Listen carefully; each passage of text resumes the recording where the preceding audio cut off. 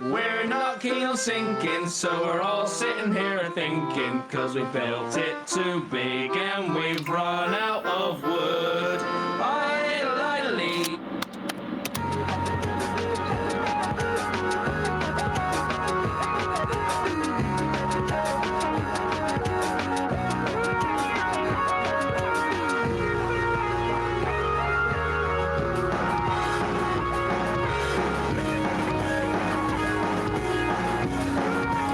And welcome back, everybody. This is the Grinding Gear Podcast. I'm Garrett. He's Kyle. And we're going to take every plan we have for today's episode and just throw it in the trash. Breaking just in news. the bin. In the bin. Is it that big? Is it that, in talking, is it that big? I don't know. I'm curious. Listen, yeah. Maybe this doesn't sound by word. I should say it's big. I should start everything bold. Big drama today. It's ridiculous. There's so much stuff. Holy shit, what's going on here? You can't handle the truth. No, you won't believe. That's such a great sketch. A lot of stuff. I love that guy. Got so much to talk about. Support our bromance.com. Thank you for the support, everybody. We really appreciate it. Let's get into the news. Good. Oh, great news, everyone. Shove it. Like I said, we had a lot of plans today, but then seconds before we went live, Mr. John Haidt, who I apologize to. All I can think of John Haidt is not his actual personality, but Taliesin's impression of John Haidt. That's all I ever think of when I hear the name John Haidt. Oh, is that a thing? Yeah. Taliesin does a great John Haidt impression. It's great. You should go watch yourself a T&E video and see Taliesin's impression of John Haidt. But John Haidt is a general manager over on Warcraft, doing World of Warcraft. Did the ye old text image post on Twitter. It's just, it's a picture, but on there is just text, and it says, "Citizens of Azeroth, it is with great joy that I announce Chris Metzen has joined the Warcraft leadership team as creative advisor. Chris's focus initially will be on World of Warcraft, and then his work will expand to other projects across this growing franchise." Please don't make Chris do mobile games. I would appreciate it. Thank you. Continuing on, Chris was one of the original team members working on the Warcraft universe back when it began in 1994. And we are so happy to be reuniting with the world he helped create. Chris Metzen is coming back to Warcraft? I didn't really read into the focus initially will be World of Warcraft, and his works will be expanded to other projects across the growing franchise. Yeah. I didn't really get into that. Did Arclight survive? Where's Arclight? It's still not technically out. Oh, it's not out yet. Okay. No. Okay. Because people were playing it. Technically not out. Yeah, was that like a beta? There's a beta. Okay. I think I can say I got in it. I'm not sure if I'm allowed to talk about anything else. Okay. I honestly don't know. Nobody knows. Play it much. No, because then Diablo Immortal came and ate all the news lunch. Yes. Yeah, Diablo Immortal was not great. And I would imagine there's going to be some clapback against Arclight Rumble. But because it is a mobile game. Yes, it is a mobile game. But yeah. This is I have extremely mixed feelings on this announcement. I mean, obviously it's like good. It's good to have direction. It's good to have the person who invented so much of this world and hype machined the World of Warcraft out to people. Yeah. I'll translate it for the Final Fantasy audience. This is like if Yoshi P left Final Fantasy 14 for years and you thought you would never see him again, and then they announced that he was coming back to mess around with the story. That is important to, clarify what Chris Metzen might do as a person, who he was, if you're not familiar with the World of Warcrafts.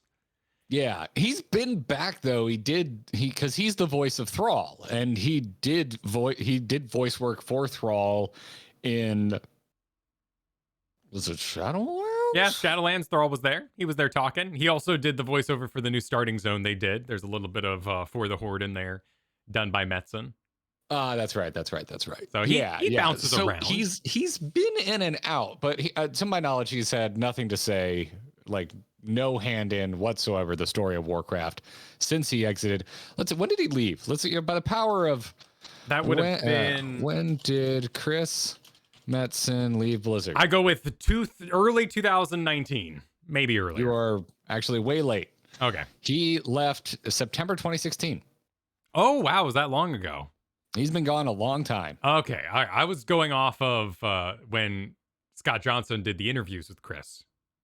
because that would have been around 2019, 2018 when he was doing those sly interviews. Those things are a trip, man. Like a lot of it's not fair for me to have so many insights into Chris Metzen's life as such an outsider, but there are immense stories in there about production, the office place, how Chris Metzen functioned as a human being, the things that happened in his life, like his intimate relationships and like having kids.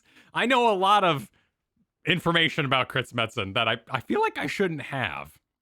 And I do elevate him. Like he is one of my creative director heroes. I have these. Like I really respect the guy. Creative directing is basically DMing for a company. And it's what I want to be. I want to be Chris Metzen, you know what I mean? Like, well, for a long time he was the guy on stage. He was the guy in front of the camera. He was the leader, and that's what we got folks in chat right now being like, he's actually more like Ishikawa. I don't care. Like Metzen blends, because when I think Final Fantasy 14, I think Yoshi P. When I think World of Warcraft, I used to think Metzen. Like technical titles are irrelevant. Right. This is the face. This is the person that I trust. This is the vision that I wanted to consume.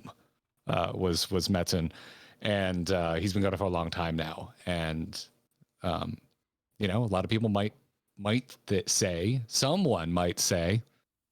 it's been kind of downhill since he left, to put things excruciatingly mildly. Sure, but also like he was in charge of that engine when it began its downhill trend, and it matches so perfectly with StarCraft, Heart of the Swarm, and the larger view of things and the narrative stories he told across Diablo 3, Heart of the Swarm into Legacy of the Void, and basically Mists of Pandaria with the whole Garrosh getting away thing and time travel. Like, the end of Chris Metzen's career at World of Warcraft was not his best work in the sort of world building that I grew up with. Chris Metzen, 1994. But again, like, I had this horrible, inappropriate insider knowledge thanks to the Scott Johnson interviews that I feel it is wrong for me to use against him. So what I do know, or what I do know, I should say, what I can assume now is that things have eased up, that Chris Metzen's life is in a better place. He has figured out a lot of his personal relationships with his kids and everything else that happened with there. And he's open to new experiences heading back, and also just like pure burnout. Like, the guy was completely destroyed by fans in Warlords of Draenor. People were after him over and over again, just poking the guy down, smacking him down, and he wanted out. Also, he's completed shipping Ouroboros, so I guess we can read into that a little bit if we really want to. Maybe that project didn't do as well as he hoped. D&D is also in a really weird place. I mean, it got funded immediately. It did, but and way overfunded, if I remember correctly. But that was also done at like the height of Critical Role. Maybe like on the downturn if you really want to get into like what season of Critical Role was best. But D&D was slamming when he announced Ouroboros. And now, years later, and it's shipping, we're all kind of in that weird, well, it's basically like an MMO. We're in that weird expansion nebula where it's like D&D 1 is coming out. No one really wants to buy D&D 5th materials because maybe they're effective, maybe they're right, or are they going to be reprinted? D&D streams are on the down because Critical Role is such a juggernaut. Most people don't want to start up new projects. So that's how I feel about World of Warcraft. Yeah, that is true too. Seems utterly pointless to stream that game. It's a juggernaut. You have your juggernaut streamers, and then the general gameplay, I think people have seen it. There's not a lot of curiosity into what World of Warcraft looks like this expansion. Everyone, regardless of if the story can pull out of whatever it was doing in Shadowlands, if the gameplay advances, if you have less FOMO, if you have these new mechanics, all this kind of stuff matters to true try-hard, true forever loving players. But for the onlooking audience, I don't think there's a lot of new players coming to World of Warcraft. I don't think so either. Nothing bases on but a gut feeling, but that's my feeling as well. Yeah. Not that long ago, you said you were excited for new people to tell news stories in World of Warcraft. So yes. How do you feel about this now? Shit. I didn't. Way to hold me accountable. Way to pay attention to what my buddy says. Yeah. No. Thank you. Thank you so much. That's a gift you just gave me. Listen, Kyle. Yeah. Dude, that's what I do for like Christmas and like birthdays. I just like keep a little list anytime, Kristen's like, oh, I could really use some new blank. I'm like, oh, write that down. So thank you. Someone sitting here with not nearly enough shit under the Christmas tree. I hate you right now. Because I do don't it. do that. It's highly effective. Like download OneNote or something like that. I've got a note I mean, with gifts and bullets, and I just forget to ever open it up. So this is leadership team as creative advisor. There are people who are basically lore archaeologists who work for Blizzard, who try to decipher and maintain the core of the lore so the fans who, inspect lore can be happy. Ooh, the core of the lore. I like that. That's a nice, that's a catchphrase right there. But it's all right. It definitely sounds like it'll be a come in, come out kind of approach. This is not New Hope George Lucas like out in the field. This is going to be George Lucas in the chair. It's going to be more backgroundy. How would you feel if George Lucas came back to Star Wars? Yeah, that would be my reaction too. Yeah, but the Peter Jackson thing too. Like it just happens, right? Like the hunger, the absolute insanity of hunger versus the simplification of like computer graphics. There's also, the movie too, the WoW movie. Like there was so much that I'll say went wrong for Chris Metzen during that time period. What an assault on your person, on your ideologies, on your psychology. Like the guy went through a lot. I'm glad you brought up Draenor because this is important to remember that people were not stoked on WoW before Metzen left. Yeah. Like Draenor is not a well-received expansion. In my mind, still the worst expansion. I'll take BFA over Draenor any day. So yeah, that's an interesting way to frame it. I don't know. I really like Chris Metzen. Like my simplest reaction to this is that I really like the man's work. I like how he writes. He's got a brand, and some people are critical of that. I happen to like his brand. I like his brand of heroics and villains, and it's just fun. I have fun with Metzen stories for the most part. Right. You don't overthink it, but that's the fun of the world. When all the guards say to glory and charge in and all of them die. It's not like Final Fantasy where like that name guy. Oh no, that name guy. Oh no. Like it's not like an emotional weight. You just sort of accept the madness that is a world of war. Crap. No, that innkeeper bought me a drink once, and I heard their 13-paragraph, extremely sad backstory. Yeah. Oh my god. That's not. It's a very different way that the stories are done. Yeah, you can prefer one over the other. That's perfectly fine, but it's like there's very, very different stories. But, well, and Chris Metzen comes from that more comic book kind of background, which honestly I find most comic books really hard to read because they'll be like Mary Jane, and then you turn the page and like Carnage is there, and you're like, why? How did Carnage get here? There's like 7 steps I missed. And then you'll turn the page, it's like some art done of all the Avengers, and I'm just like, why? How are these things related? Just enjoy the art. Like just enjoy the art as you go through. Don't think about it too much. Well, you're describing as you didn't read the whole story, and now you're jumping in the middle, and you're confused. No, I've tried. It's kind of on you at a certain point. Yeah, there's also the other extreme, like Jujutsu Kaisen manga is like it's an action. Just watch the anime because it's all action. It's like punches being thrown, but it's really hard to tell what's going on because it's action. Like literally panel for panel, like people trading punches. Way better emotion. It happens. I don't read manga. Yeah, you probably read something. It's fine. I've got no critical analysis of that. So this can only be good, I think, is ultimately what I come down on.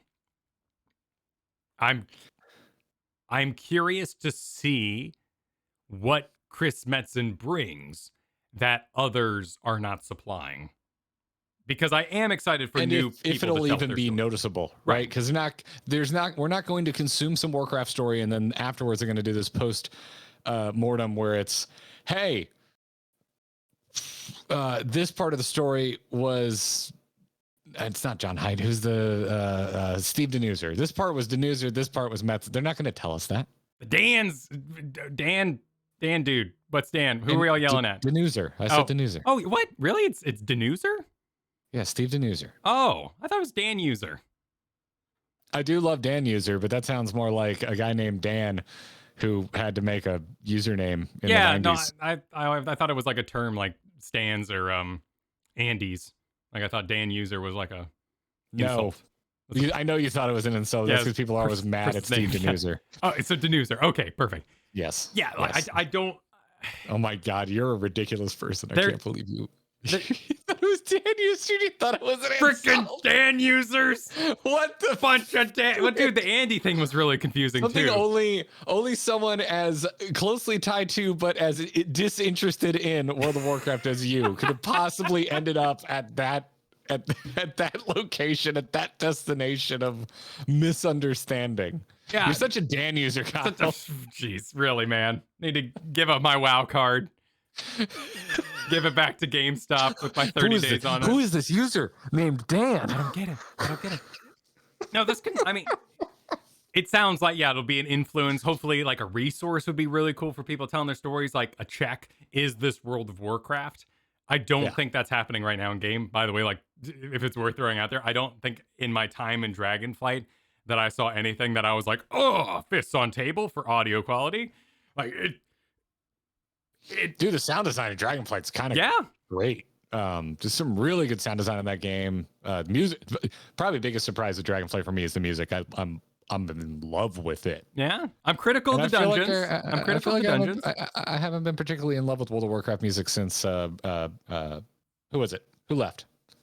Oh, Russell Brower. Yeah, Russell Brower.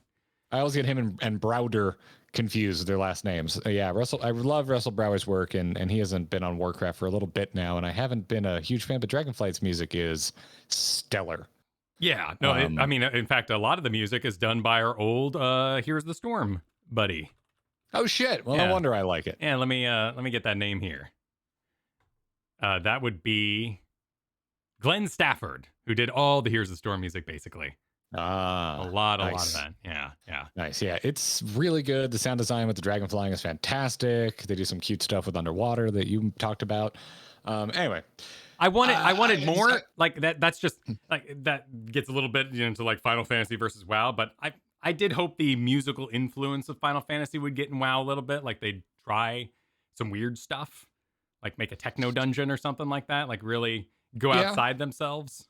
Yeah. But you also have great atmospheric music that isn't intrusive, like Lahi. Like sometimes, that WoW is so repeatable, seamlessly repeats itself so well that it's great for work.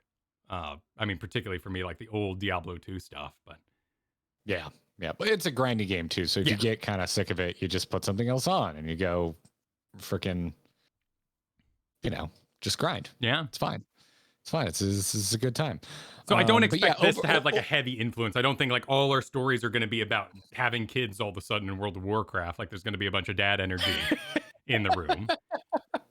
Dad energy is really popular right now, so maybe there will be. Is it? I'm flattered. I'm all for it. I'll bring more. Last of Us and God of War are two of the best-selling video games of all fucking time, and we're gonna get live-action renditions of both of them because we just can't get enough daddy issue video game stories. So let's just, instead of playing them, watch them. Okay, I'm a good dad. We just confirmed they're doing a God of War series, by the way. They did, yeah. That's also, Yeah, we'll see about that. Yeah, didn't mean to drop an F-bomb there. I'm relaxed. I'm graduating tomorrow. I'm so relaxed. Like you're gonna get like maximum unbuttoned Garrett today. I am at the peak of my relaxation. Oh, we're all airing, close to the holidays, man. Like this room is full of presents. There's RC cars in the box next to me. Like, man. Shit. Oh my god. Yeah, man. Yo, okay. Anyway, back to this. Put a cap on it. Okay. I do want to talk about just kind of like the general, like how I feel this will be received and what this means for kind of the pop culture of World of Warcraft and the World of Warcraft community. I think, for the most part, in our circle, we're primarily Final Fantasy 14. There's a lot of World of Warcraft haters, and that's fine. If you don't like World of Warcraft, it's no big deal. I have really no issue with that. Don't play it. But over in the WoW circles, Dragonflight is, in my understanding, pretty triumphant. People are pretty stoked. It's got a good, solid 2-week launch. Obviously the launch date was rocky, but whatever. I don't hold it against MMOs. My friends that are playing are really enjoying it. I'm still playing it, having a great time. I've been playing it off stream.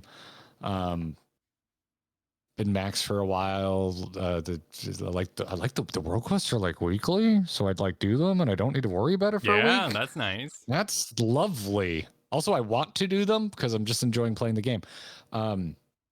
Anyway, I see this as, at the moment, speaking generally, World of Warcraft is riding high, maybe flying high. We wanted to make this a headline. Nice. and this is just another win for in World of Warcraft's corner. They have a solid expansion. A big People W, are as the having kids say. What was that? Big W, please. Yes, it's a big W. People are enjoying Dragonflight. First raid just came out. There's some teases about who the big bad's going to be. Pretty sure it's going to be Galakrond. You know, we know where we're going. Now you're like, hey, that dude you like, he's going to come. He's going to come put some special sauce on the story. Yeah. We're gonna. So I just see I see this as an absolute win. Why would it be bad? Get Hulk glasses in here. Right? Yeah. That resource, he's an invaluable resource. The current storytellers getting to interact with someone who probably they really wanted to interact by getting hired at Blizzard in the first place. Like, hey, that's all awesome for him. So I'm excited to see what comes of it.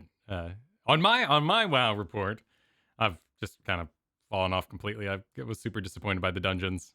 I thought they weren't I've only done 4. I've done one more since you were in there, and it was great. It was a cool ass dungeon. Okay, so dungeon number 4 but is the all ones right. I did with you sucked. Yeah, I thought they were terrible. The first 3 dungeons are pretty lame in my opinion. I really don't like that they're just the zone turned into a dungeon. The second one I give a pass because they at least let us fly, but the first one they don't. So I'm just retreading shit I've already seen, and I don't even have the benefit of being able to do dragon flying. Second dungeon's okay because you can dragon fly, and I think it's cool that they're working that into a dungeon. But yeah, you and I are massive dungeon fans. We live for it. If we ever get a cease and desist from Grinding Gear Games, I'm going to rename this channel the Dungeon Finder. I love dungeons. Yeah,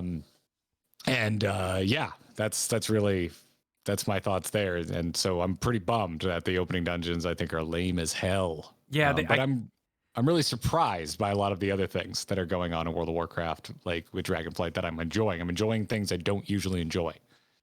I can't get over the disappointment that they fell for the same pitfall with that first dungeon. Someone yelling at you the whole time.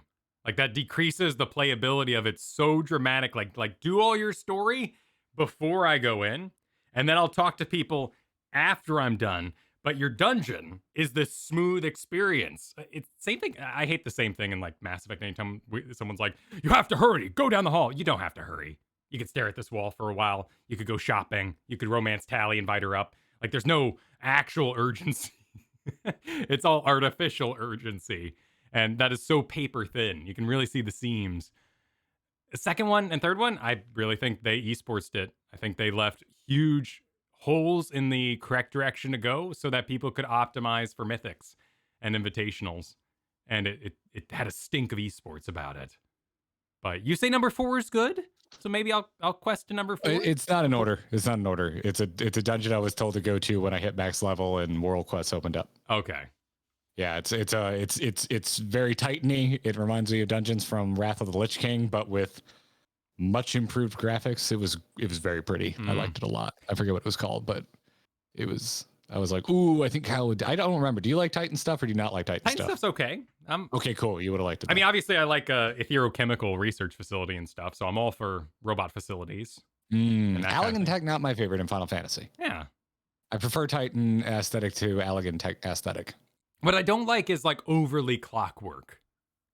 So gnomish stuff. But you like Alexander. I do like Alex. So I don't like in Final Fantasy. So yeah. we're phasing in and out of MMOs. It's like that scene in Doctor Strange and the Multiverse of Madness. I like clockwork when it's taken very seriously. When it's gnomish, it just kind of destroys the whole functionality of it. It to me, it's the exact same thing as you got your Michael Bay Transformers, which are bad and make no sense, or Transformers in Transformers Prime, where you could see the head goes in the cab and then the arm turns into the leg and just switches around and the body twists and the Transformer T-Rex head pops up like that. I want to see the machine and I want to see like it actually exists. Whereas Michael Bay is just like, just like into the grinder go the metal pieces. What the hell just happened? Is it a jet? We don't know. At the time, I loved it.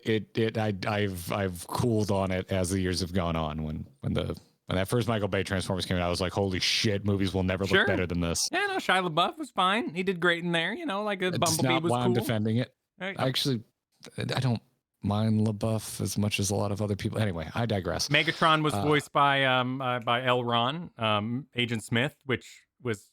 That was Megatron? Yeah, he played Megatron. It was kind of a weird cast. I mean, it worked because they like deepened it up, cast. But you know, why not do old Megatron? You had old Optimus Prime there, who also played Eeyore, by the way. Optimus Prime, Eeyore, and Venger, his big accolades. The best part of that whole damn movie is just when the Mustang chases Bumblebee, because then you have Ford versus Chevy, and that's really the only reason I showed up. Oh, is that an inside thing? Is that something the car people like to see? American car fans have strong opinions about which American brand you should be faithful to. It's usually whatever the first one you bought was. Oh, brand faith. We've never learned that lesson before. Yeah, Ford versus Chevy versus Dodge. Choose your fighter. They all have disappointing interiors. So it sounds like maybe a little bit of max level to explore my journalistic exploration of Dragonfly. I'm also just struggling from a Final Fantasy point of view of like making my own character class job combination. Like, I love healing, but I can't really come up with a DPS job I want to quest with that heals. I don't like Shadow Priest. I honestly... Shaman. Shaman's the answer. Shaman's okay. Shaman, they don't get a charge though, right? Like melees are only as good as the charge they have. I don't think Shamans get a charge. I might be wrong because I'm using like BC knowledge here on enhancement Shamans, but I don't think they're able to like keep being a dragon because your mobility out the ass. If someone says they do, okay, they do. They maybe get a charge. Okay, well maybe then I'll take all that energy that I put in Invoker because it was kind of fun to see them. And now go over and work on my Shaman. Maybe that would make me happy. Because mixing Astrologian and Samurai is just... It's just me. Like, I'm just loving that. It's such a great combination. Yeah, that's. I mean, if you want that, that's something that WoW cannot give you. Yeah. It's unique characters. Which I'm fine with. Like, that is the biggest lesson I've learned from all this is how different the two games are. They're really good to compare, and I want that arms race to continue happening, but like treating the two completely differently in my mind has really made a healthy space. And I don't feel like I need to inform other people not to play or to play either one. Like, go enjoy what you love. We're just gonna keep this in the unplanned episode of the zombie formerly known as the Instance, because the Diablo 4 Collector's Edition just dropped. Kyle and I wouldn't normally mention it. However, you get candles, and I know you're a fan. You get real candles? I can't tell if they're real. I'm just looking at an image. It literally just showed up in my feed. Are they plug-in? Are they battery powered? Or do I have FOMO on my candles? They do look pre-melted, so I'm going to assume they're fake of some sort. Okay, that's all right. Hell if I know, dude. I don't know. All I know is we tried to plan a show, and then Blizzard was like, we have a lot of news that you weren't expecting. Here you go. Yeah. I've also, I do need to announce as well at the top here, I've cooled quite drastically on two things involving Diablo. One is Lilith. I showed Kristen. It's because Kristen is a sane human being and put you in your place. Yes. So I exited the video game award, showed Kristen the trailer, and she was like, that's badass. Lilith's amazing. And then, this is going to bite me in the ass, by the way, the next time I really want you to watch something and you're like, nah, Kristen said it's stupid, so we're not watching it. True. Well, we all have our own senses of time value, right? And there are things I watch alone, and there are things that we watch together. Kristen's like story standards are extremely high, but she loves Diablo so much. She's the biggest Dark Souls fan I know. So like tonally, she saw Lilith and she's like, yeah, I love everything Lilith so far. Shut up. Not really, but you know what I mean. Confirmed electric candle. I went to the store page just for you, buddy. And just for you. The other thing happening, which I feel like is eroding away, is just I'm cooling on battle passes. I don't have enough anger left in my heart anymore. I'm just kind of getting to the point. I've said it before. I'll say it again. I like that. I like kind of legitimately like them. If I like the game, if I like your game, I'm happy to pay for it. Yeah. I bought the paid for one for this season of Hearthstone because it's a bunch of Death Knighty stuff, and I really like this expansion. I want to get all those Death Knight portraits. I want them. Yeah, and if I come and go and I miss out, like that's on me. I wanted a battle pass for Here's the Storm because I was playing it so much. So obviously I was the perfect audience for that. Like maybe a lot of these things like Diablo 4 in particular, I'm just not the target audience because I want to play your story game and then quit for 2 years and then play it again. That's what I want. I want an amazing story and gameplay experience that I can then put away forever. But there are those who want to grind it out as their main. And they need that content too. Yeah. I haven't been playing them in a while, but I like battle royales, and that's where this comes from for me. Yeah. Like when I'm really into a battle royale, I will happily pay for that battle pass and grind it. Actually, I don't think I've ever finished the battle pass in any battle royale that I play. I was really into Call of Duty for a while when they first released Warzone. And I happily bought like 2 or 3 battle passes. I didn't complete any of them, but it didn't matter. It was like my weekend game. I played with my friends. Like Sundays, I'd tie a few on. I'd go play drunken Warzone. It was a good time. It's like when I asked my mom for her credit card so I could buy something online as a child. Like to them, that was like the biggest like red flag you could. What are you insane? It's the internet. You can't give them your credit card. You can't put the numbers in the computer. I got scammed one time on a phones, and I'm going to take it out on your hopes and dreams. Right. I think I've just eroded. I'm just starting to erode my battle pass woes. And I'm entering. God bless our parents, but they were dumb. But in that way, like, the company's winning. Like, I realize it kind of hurts my soul, like, because they just kept doing it, and now I've just given up. So they won in that way, but I don't have the energy to fight anymore. I just don't care enough anymore to make a big flag stand about battle passes. Most games that have them, you could just ignore them if you don't care. I hate Hearthstone's noise so much. I really like Battlegrounds. It's like right now it's my preferred like floss game before bed, but I hate logging in there and dailies and then I go to the thing and it's like, do you want to move the hammer? What the hammer? Oh, you still have the hammer What thing? did the hammer do? Why did I've got points? The points are going in the things. The hammer came out the week after I left the Angry Chicken, so I don't think there's a single piece of Hearthstone that I'm less informed on than whatever was going on with that hammer. What is the hammer? Business. It's breaking the glass. What did we break? Did I get something? It's like, you got a skin. I'm like, how do... I'm just here to play your game. It doesn't matter to me. I don't want to dress up. Kyle, can I interest you in a World of Warcraft battle pass? Well, I mean, maybe not me, but again, like W's all around apparently for those who are invested.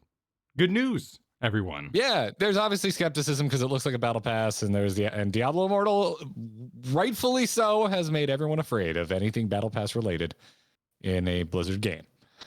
However, they're adding a thing called the Trading Post to World of Warcraft, and there's a new account-wide currency that you'll be able to collect, and then you can get like in-store, you get store amounts out of this thing for an in-game currency that does not cost real money. You earn it. I guess you get like a chunk of 500 for just visiting the Trading Post once a month, and then the rest is like, they showed a screenshot of like, to me they look like achievements. It's like, because one of them was like res a player. I'm like, well, that's extremely micro. So right. It wasn't high end stuff. It wasn't beat heroic Razagath. Well, that may be in there. The idea being that they give you this huge list of things you could possibly do, and then when you reach 1,000 points, you're done for the month. So you might look at res a player and go, I can't even res on this class I'm playing. Oh, but I can go kill this world boss in vanilla, and then you have max people flying around vanilla and doing vanilla stuff, and the world is revitalized. Kind of like... it's account wide. So also, if you're an alcoholic, you go over on something that can res. So not quite as restrictive as Wondrous Tales, but it definitely strikes me in kind of the Wondrous Tales. Here's a pile of things to do. Do what you want from Final Fantasy XIV. See, I saw month long, and Wondrous Tales just fell out of my ear, like because of like, oh, okay, so it's nothing like. Also, it's like a lot of very minor things you can go do. Everything in Wondrous Tales is pretty, like, you have to do a whole thing, do a dungeon, do a raid, do a PvP that Garrett's going to re-roll. Well, you can't ignore. Yeah, ignore, I get you. Yeah, I get you. No, well, it's going to cause me to re-roll something I do want to do. Right. The comparison is there. Trading Post, Wondrous Tales, like it has notes, but they definitely made it their own for that month-long idea. The FOMO that people are talking about is because the shop's going to change every month. So there'll be store mounts in there, but it'll be a random selection or, a planned selection. It might be old things that you would unlock by like Twitch drops or whatever that are purchasable. Probably not like the old, like crazy priced card game stuff, codes and whatnot that sell for thousands of dollars. But those are going to be rotating around. So there is an incentive. If I can get the giant chicken mount from the physical card game, that is like the only thing in WoW I've ever like wanted to commit crime to get. See, I don't know. Like, I wouldn't put that on there personally if I was doing it. I want the giant chicken.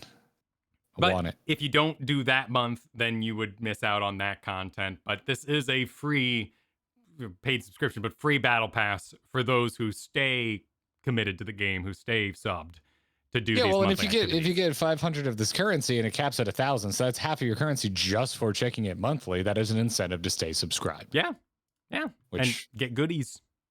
Yeah, which is fine. Fine to me. I'm gonna do this for right now while I'm playing World of Warcraft. I'm gonna do this. This sounds fun. Yeah, it's a nice gesture. I don't know. It's just good game.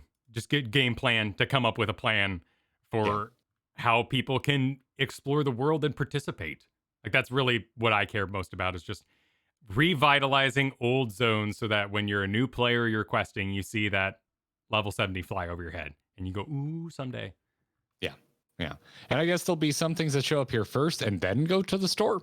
But I'm used to that from Final Fantasy 14. Yeah, same thing happens there. People like when I was learning about event mogs in Final Fantasy 14, and I'm like, well, how do you get it now? They're like, oh, it's on the store.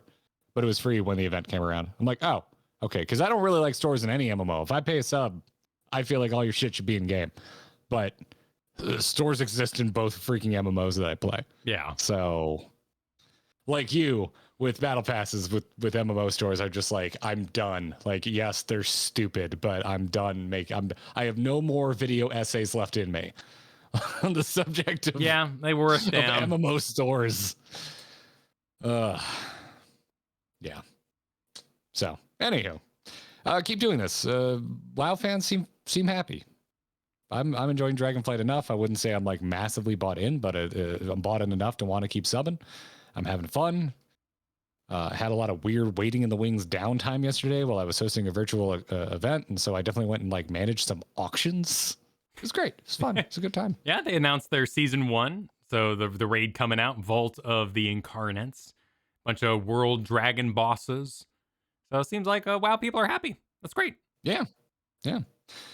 Well, you know who else is happy? Folks supporting us over at supportourbromance.com.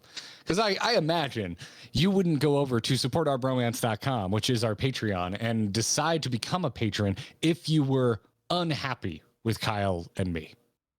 I can only imagine that if you're over there supporting us, that you are indeed happy with the content that we bring you week in, week out. It's actually getting pretty damn close to daily at this point.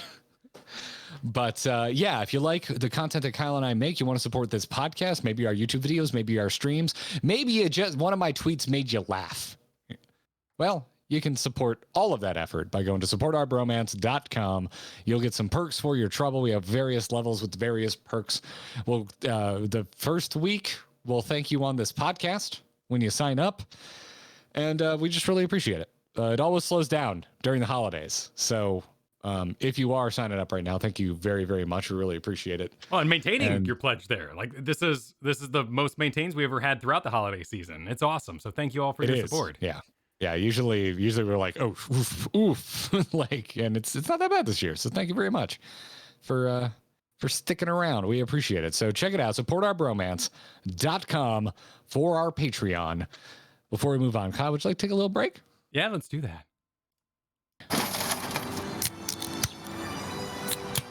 Yep. Yep. Mm-hmm.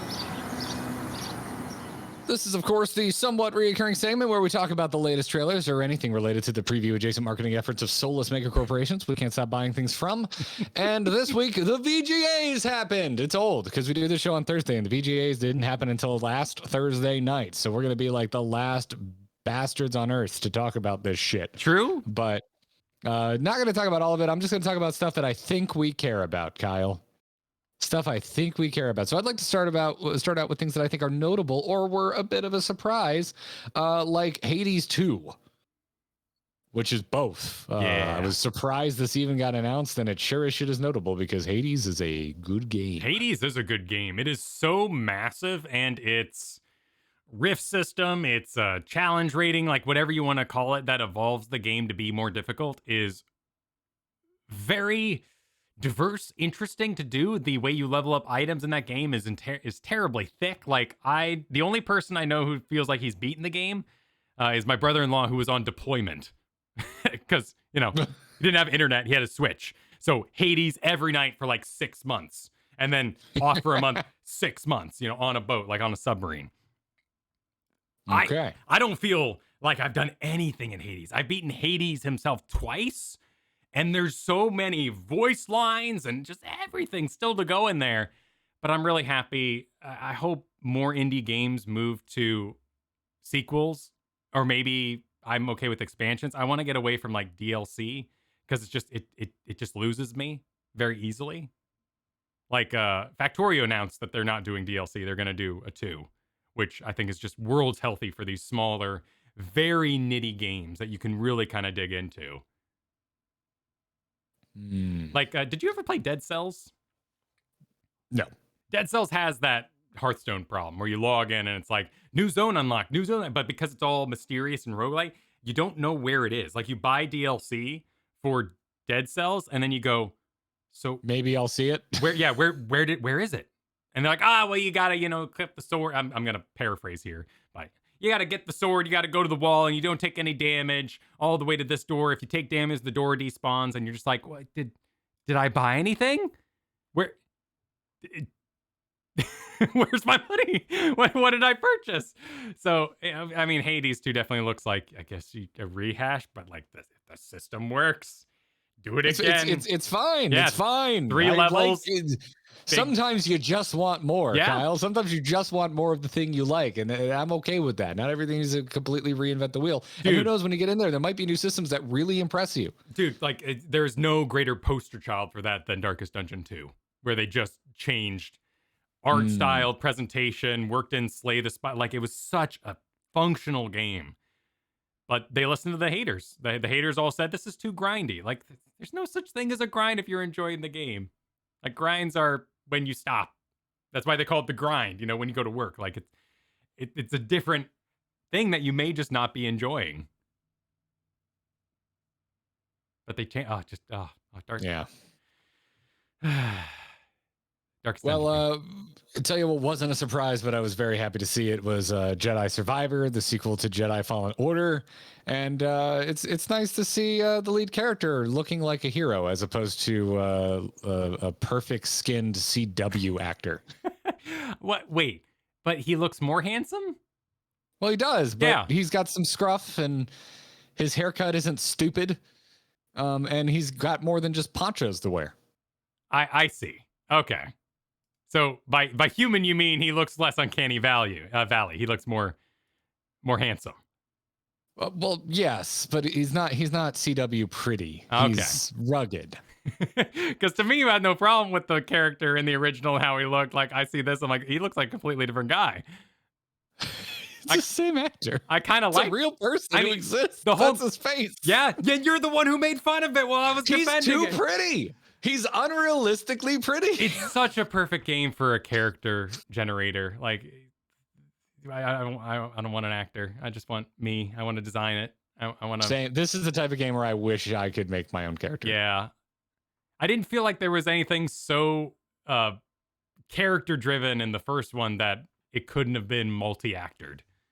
Preach, brother. Like, dude, I'm with you. Because Dragon Age Inquisition had this. Like, they had a UK voice actor and an American voice actor. And the American voice actor kind of sucked. He was deeper, which was cool and worked right for my Canary. But there was so much French in that game that the UK actor did way better. But he was also kind of elvish and fancy. So if you played like a brawler, it was kind of like weird. I'm this weird elvish fancy guy. But so, I would love that. I would love to, pick my voice. Yeah, and I get it. It's the main character, so it's a bit of an audience stand-in. But because of that, it's just like pretty straightforward, like hero dude. So Yeah. like, why not just let me be my own hero dude? Hire a voice actor, have a generic face, or let me make my own face, and yeah. But more of the They- same. Like much like Hades, it's like more of the same. The same was good. Good. It's what I want. Order God another. of War is God of War. Give me Yeah. more God of War. I'm into it. Let's go. Slam the Like, glass on the ground. I just did. You know, like let's order another. Yeah. Fine. Yeah. Let's go. Let's do this. I missed this when we were scrubbing through, but we got pre-alpha gameplay footage of that Dune survival game. Oh, yeah, I missed this too. Yeah, I put this in here because I know you and I were both keeping an eye on this, but I missed this entirely, and it didn't make waves, probably because there's no water. But it looks great. I want to play this. Is this a like Conan survival game? It's from the same studio. Oh, well, there we go. I mean, I've always wanted to play Ark, Lost Ark. Right? Is I that what have it's called? not. Ark Survival. What I have Lost not. Ark? Wasn't there another Ark that came out? There's just Ark Survival. Okay. Lost Ark is the booby game, isn't it? It's not a booby game. It's just That horribly game voice has acted, and so much TNA going on in Storefronty. Lost Ark. It's not even funny. I think it's gender locked too. So those often have more boobies too, Mm. like the Black Deserts and stuff. All I know is a few Hearthstone streamers also stream Lost Ark, and they've got their characters are.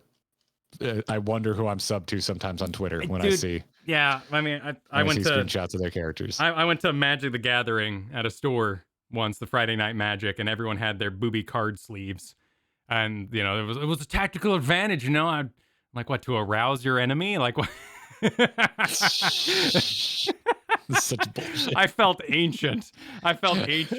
Just I playing have with. never seen anything like that, but I didn't start playing Magic until my 20s. It was. I didn't see anything like that. I always saw Brian Kibler card sleeves. No, this was like I was like 26, and the whole store, like it was just the culture of that store. They all had anime girl, like what you would Okay. associate like Genshin Impact fan art nowadays as their card backs. I'm not above an anime girl sticker. I'm not above that. I'm not gonna sleeve my made up deck that I did for one evening. I'm just not. I'm not into sleeves. I grew out of sleeves now that I'm not playing on the cafeteria floor. I don't I need love a that good much sleeve. protection anymore. You got to get the anti-glare sleeve because they slide better, they shuffle better because they don't grip. I mean, They don't it grip was up. nice to shuffling, you know, but now I play on a clean table in my own home, so. Every day I'm shuffling. So okay, that's interesting. I really want to get into one of these games someday. There's a channel I enjoy called Neebs Gaming where they play a lot of Ark, and that one I really wanted to do was The Forest. The Forest looked really fun. And Was that the one with the creepy monsters? Yeah, it had like a horror element there. That came out, right? Oh yeah. Well, Forest 2 It was all over. announced. It was all over TikTok. I get a lot of horror game things on my TikTok feed. Yeah, The Forest 2 is announced, I think, and not released yet. I've been seeing less now because there's a bunch of Scorn, and Scorn disgusts me. Well, Scorn is supposed to disgust you. I cannot stand it. It's just looking at a bunch of foreskin. I can't stand it. Yes, I hate it. That's what I Geiger absolutely did. hate Scorn. I Yeah. think it's the most. It's grotesque. I That's can't the do point. it. So I've been telling TikTok I don't want to see this shit anymore. Sure. And so I haven't been seeing as much horror stuff because I'm sick of looking at Scorn TikToks. Yeah, we haven't Could you gotten to Scorn please- yet. Please make it go away. It's on the list of, you know, for one of these evenings that we'll play. We were doing Amnesia 3 recently. So that's been our horror game we're going through right now. Yeah, no thanks. It's all right. It's all right. You know what we haven't played and we probably should? Hmm. Choo Choo Charles is out. That is out. Yeah, I think it's single player though, right? It is, sadly. Yeah, it'd be a really it's good co-op bummer. game. It looks like it could be co-op too. Like it looks like imagine you both working on the train as it's Yeah, going. sharing a train, getting chased by a big someone train. someone has to go and someone has to shoot. Like, I guess conduct. You don't call it. They're not a goers. The people that drive trains. Oh, but that'd be great. That video still does gangbusters Yep. on our channel. It's Like, a weird still one. pulls in views. It's a weird the monetization on it is shit. Well, yeah, because it's a horror YouTube game, don't- right? YouTube don't pay up for horror games. No, they don't want. Lots of companies are like, "Are you going to show violent foreskin games?" And they're like, "No, I don't want. I don't want to be a part of that." That's not how I saw today's episode going, but here we are talking about violent foreskin. That was my metal band in college. Dune would be a really cool world to inhabit. It doesn't look Yeah. like via this trailer they're going to be doing like multiple factions. It looks like you play Dune. You can't be a Harkonnen and You're go. the what? Arrakis? Is that the? That's the planet, I believe. Who's the? Oh, that's the planet. Yeah, who's the Arrakis. tribe? Tribe in Dune. Tribe in Dune. The Fremen. Yeah, the Fremen.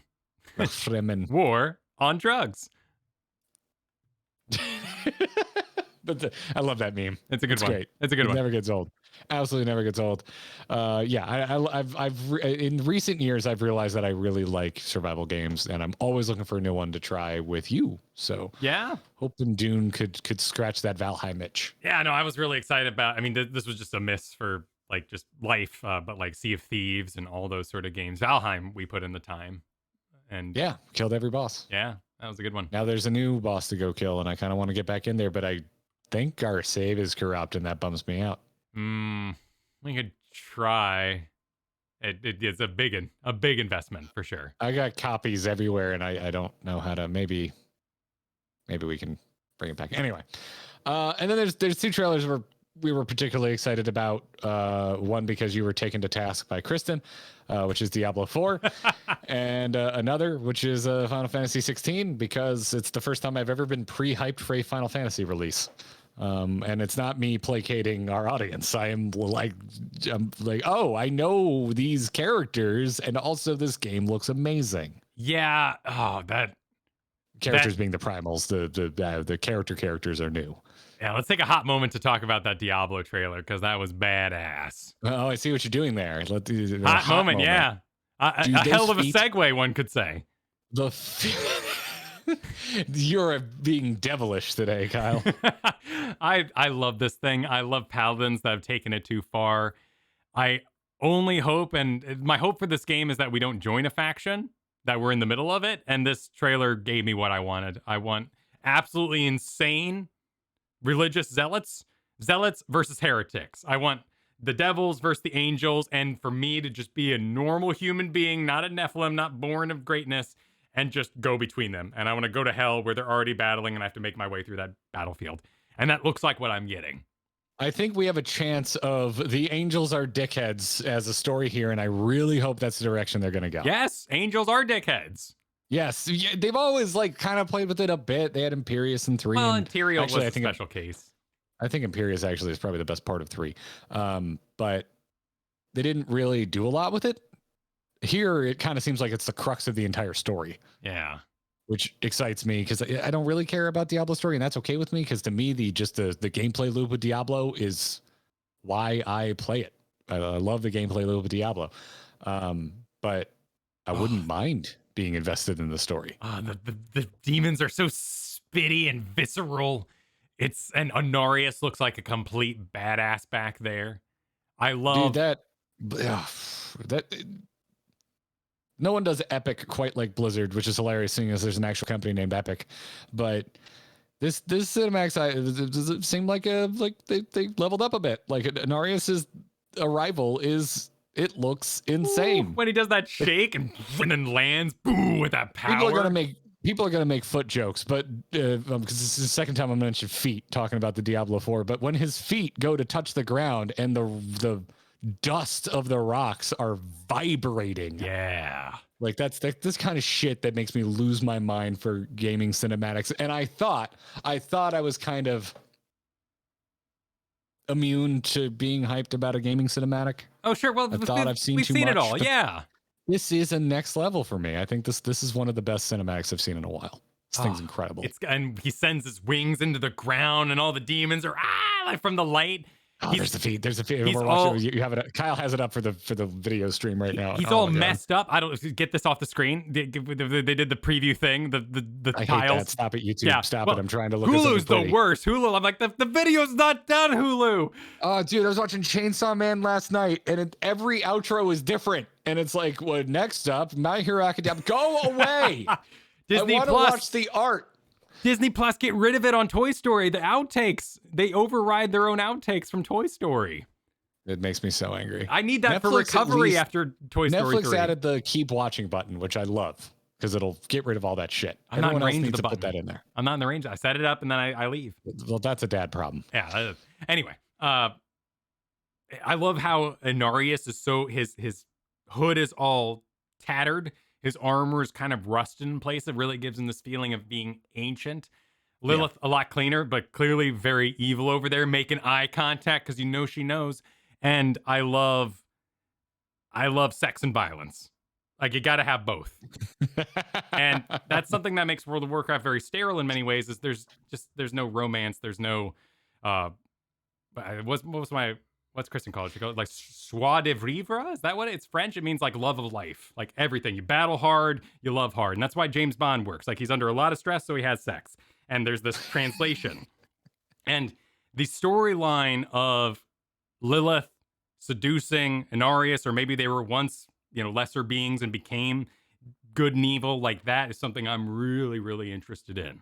And what they propagated out of that, whether that was, if their relations made demons or the Nephilim became corrupted, like that I'm going to take two things and smash them together. Like, yeah, okay, that, the children's evil. Like, I dig that kind of stuff. So with Kristen's aid being like, shut up, Lilith's amazing, I'm like, okay, I'm sold. Super cool. I just think the Lilith design is one of the coolest things to come out of Diablo. Like, it looks really cool. I think the original Diablo design, it bores me, if I'm being honest. It looks like when they finally put a luchador mask on him in Heroes of the Storm, I was like, oh, that makes sense, because that's how corny Diablo looks. And not to dig on luchadors, I love them, but yeah, there's just something about the OG Diablo just looks like an action figure. I like him, but a lot of that love comes from Here's the Storm and the manhandling. I think that Xenomorph Diablo from 3 is way cooler and doesn't push over the edge of being too cool it's dumb, or cringy, as the kids might say. Yeah, but oh man, Lilith looks so freaking cool. Well, and her energy, like in that first cinematic we did with like the explorers going in, and I was like, are these main characters? Like, look at, they're all really filled out. We got missing eye Game of Thrones guy. We got scared priest dude. Like, are these? Oh no, everybody's dead. And the blood, and the and then she doesn't even look at him. Like, I'm nuts for that. If there's one cardinal sin that the jailer kept making mistakes about, is he kept looking everybody in the eye, kept being like, you. It's like, dude, you're all powerful. These people are mortal. Don't even look at them. They're trash. You're a god. No, you've got it backwards. The jailer was trash. You've got it confused. If someone asks you if you're a god, you say yes. Speaking of gods, let's talk about Final Fantasy 16. Yeah. Or should I say icons? So you're super sold on this. Yeah, dude, this is gonna be a day one purchase for me, and I have never day one purchased a Final Fantasy product since I purchased one Final Fantasy product day one, and that was Kingdom Hearts 2. Okay. I didn't grow up with Final Fantasy, didn't play it, played a little bit of 10, but obviously I'm in now with Final Fantasy 14. I understand primals and I know them and where they come from, and I'm a little pre-bought in, but also Final Fantasy 14 has shown me glimpses of traditional fantasy Final Fantasy, which is not what I grew up on. I was used to like 10 and seeing Squall and Cloud on gaming magazines, and just looked like a bunch of boy band pop Japanese weirdness, which is part of the reason I never got into it. But this Final Fantasy 16 looking more traditionally fantasy, I'm super freaking into it. Plus, your primals that I know from Final Fantasy 14 look infinitely cooler than I've ever seen them before. Sure, yeah, we got our Odins, we got a lot of people we recognize throughout this whole trailer. I don't know. The combat isn't something that I personally get stoked about. I thought the most recent Devil May Cry was hilarious, and I think this over-the-top, almost JoJo level combat makes me laugh. But this is not a comedy, so I'm kind of at odds with what's being presented. I don't know how and I don't mean to be like overly nitpicky. I really don't. But I don't know. It's your podcast. It's what you're here to do. I know. I'm just saying, like, this isn't a profound statement. This is just something I'm struggling with. Stop being afraid of the Final Fantasy fans. Be truthful with me. No, I'm not afraid of them, and I'm gonna say it. Okay. You sound afraid. Okay, no. I just don't know how this level of flippy out, summon big hands, lightning all the time magic is going to mix with a gritty medieval world. Like, we're not even talking about, like, I've got the heals, I'll do the tanking. One, like, your heals and your tanking happen to be really flashy. Like, this is a dude, apparently, fighting gods, and maybe even becomes a big dude. Like, I'm not sure how the world holds up when you go as far to what I see as a comedy maneuver, like Devil May Cry. However, if it was a turn-based game, I would be like, hell yes. But I just don't know if I like this kind of game yet. I do think I'm with you on I would prefer this to be turn-based because I'm craving a turn-based game. So I think I would prefer this to be, but this just looks like a world I want to inhabit and a story I want to see play out. And so whatever control system they decided to throw at me, I would probably go play this regardless. I want to see some HUD. I want to see how these moves are being pulled off. You know, it's like if you showed me N64 Superman flying around, I'd be like, oh, sweet, a flying game. Awesome. But I have to fly through rings. You know, I can't fly for as long as I want. Like, what are the systems in play that are making this a functional game? How am I going to actually play it? Because right now I just see juggling, which is fine. I love God of War, the original God of War juggle. I'll juggle things. I'll keep those enemies aloft for all time in Devil May Cry. Did you play original DMC? Because to me, that's why I think I fell off of God of War, because I'd already played 2.5 Devil May Cries by the time God of War came around. I was like, this is fine. It's Devil May Cry with a humping QuickTime event. Yeah, that's how I did not play the original Devil May Cry. So God of War was probably, I mean, outside of like really weird games that I don't remember the name of, like rentals, I think there was something called like Legendary Weapons and other sorts of things that I tried. But yeah, I played God of War pretty much as my first reaction buttons. What are those called? Real-time activatables. Oh, are you QuickTime events? QuickTime events. God of War was my first real juggle game and my first QuickTime event game. So like it won all the points. Ah, gotcha. I even back then I didn't love QuickTime events, but I was fine with it. I will say, thinking about back then, like the only two main games I can think of is Resident Evil 4 and God of War. I much preferred God of War's QuickTime events. They were so impactful. Yeah, the Resident Evil 4 ones were weird. They were terrible. They were press X to not die. That's where that joke came from, because that's what they were. I hated them. Right, because you were 3 quick times in and then you get stabbed in the neck. I want to be and you very die. clear. Resident Evil 4 is my favorite Resident Evil, but those QuickTime events suck. Yeah, I mean, the deaths were good. They were good deaths. They were, but you saw them 7 times before you... Right. They were hard. They weren't like... Dead Space deaths felt a little more earned, and those were also quite horrifying. So Dead Space deaths are the best deaths. So I would say, like, to me, like, this is a lot of the Warcraft 3 to World of Warcraft translation I enjoyed back then. Like, why I'm interested in this game is because I want to see primals done in big graphics, big movie mode graphics. And that'll be really fun to have that insider information. Narratively and aesthetically, that's half of it for me. The other half is I'm just like, hell yeah, we just got like knight armor and bastard swords. Like, let's go. Like, I just like the way this looks. Well, definitely something we'll be playing. Yeah, like I'll never say never, because every time I've said never, I've had to eventually eat my hat. But it can be a very long time before I go play the boy band car Final Fantasy. So that thing looks like the last thing on earth I'd ever want to play. I was interested, but mainly it's the lame gauntlet at the end. Also, I think you had to watch the movie to get the story. There's some weird things. There's a movie that goes along with that thing? Yeah, and if you don't watch it, like, the ending makes no sense, I've heard. Okay. Which it's not like it's a big investment to watch a movie. Like, I'm good. That's not the worst thing on the planet. Yeah, and chat now is like, it wasn't very good. Yeah, I have friends who love 15, like big fan, and like want me to play it, and I'm just like, yeah, it just doesn't look like it's for me. It doesn't look like it's for me. But I like the dynamic we have going on, though. I'm the skeptic. You're in. I also have to like upgrade. I got to get an actual PlayStation by then. So there's a little bit of. Can we? Yeah. There's always going to be that part of your brain that goes, "Oh, I hate it," but it's because you can't. You know, I hate street racing. Well, I'm not going to participate, so maybe I hate it a little more, right? Like, Did you say street racing? yeah, something like that. That's a weird one because it's illegal. Well, yeah, you can like things that you know what. Listen, most people in my age group that are into the car community also hate street racing right now because it's kind of ruining the scene. I was hoping I could like meet you halfway on cars, but you know what, Mr. Correct Pants? All right. There's a thing happening right now in the car communities called takeovers, and it's causing a lot of anti-car legislation to get pushed through. And you are unaware of this, but you've tripped over a landmine that's a point of pain for older, more responsible car enthusiasts. Okay. If I was worried about landmines, I wouldn't talk on the internet. You can't do it all right all the time. I'm not saying it's a bad thing. I'm informing you that you're unaware of Okay. the can of worms you opened up. It's like, oh, dude, yeah. You opened the can. I don't even know about the can. No, you just it's my brain. That's how it works. Yeah. It's All right. Armored it's Core. my show too. Armored It's my Core. show too. Armored Core. Oh, it's armored. I don't know. It's Armored Core. You know, yeah, you know, no opinions about the Armored Core. I think the trailer looks amazing, but I've never played an Armored Core game, and apparently it is not a Souls-like. No. So. Dude, Jesus, no.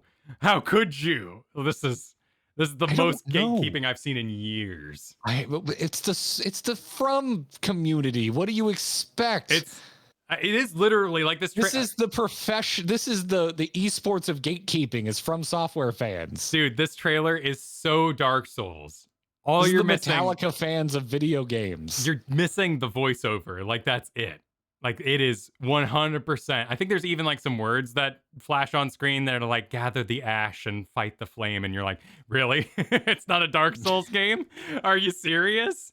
It's shot for shot. Like, all it's missing is like the bosses with names below them. It is so perfectly a Dark Souls trailer that anybody has a right to be confused. But there's been an absurd amount of hate towards people who are like, can't wait to play this, who are Soul streamers or whatever. Yeah, feed the fire, right? Flashes on screen. You're just like, oh, come on. Yeah, gonna collect the flames, maybe the cores. Gotta collect all 6 cores, maybe, to unlock the final boss. Grumpy FromSoft fans, I have a question for you. If any of you are listening, tweet at me. I'm gonna regret this. I'm curious. Why you get mad when people who aren't usually into your games play your games? Because I think it would be hilarious. I would think it would fuel you the way watching people replay the MSQ in Final Fantasy 14 fuels the Final Fantasy community. Don't you want to see people who suck at your game get absolutely destroyed? Isn't that what we're here for? Because it's not the way you were supposed to do it. Because when you win and you didn't do it the right way, you cheesed it. There's a correct way to do things. I hate that sentiment as much as I hate people who give a shit about Dungeons and Dragons rules. Like, who cares? The game needs Play to function it your way. But yes. You're opening a can of worms on the D&D community there. Play it your way. It looks like a Dark Souls trailer. It is intensely, but no, it's much more dashy. It's gonna be really something.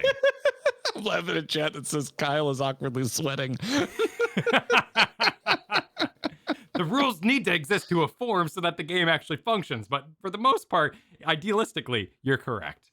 No, like there's even a part where like the dude's like robo helm flips down. It looks like a flute helm. Like they knew what they were doing. Anybody who was confused by From Software. They did this correctly.